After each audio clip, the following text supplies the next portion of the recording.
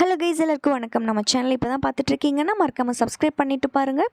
ஆடி வெள்ளியில் சுக்கிரஹோரையில் 6 to 7 குலதெய்வ வழிபாடு, உப்பு தீபம் வச்சு வழிபாடு பண்ணுவாங்கள்ல அந்த வழிபாடு, அப்புறம் மகாலட்சுமி பூஜை வழிபாடு, இந்த 3மே வந்து சுக்கிரஹோரையில் பண்ணி முடிச்சிட்டேன்.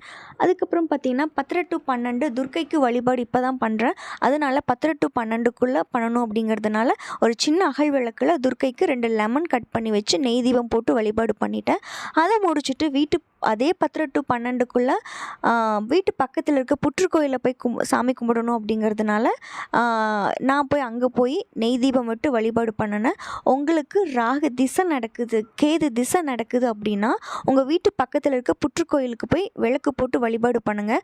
அப்படி புற்றுக்கோயில் இல்லை அப்படின்னா நான் நெக்ஸ்ட் ஃப்ரைடேயில் ஒரு ஸ்லோகம் ஒன்று சொல்கிறேன். அந்த ஸ்லோகத்தை வீட்லேயே கையெடுத்து கும்பிட்டு வழிபாடு பண்ணுங்கள். இது ரொம்ப நல்லது. லாங் வீடியோ நான் இன்றைக்கி ஈவினிங் அப்லோட் பண்ணுறேன்.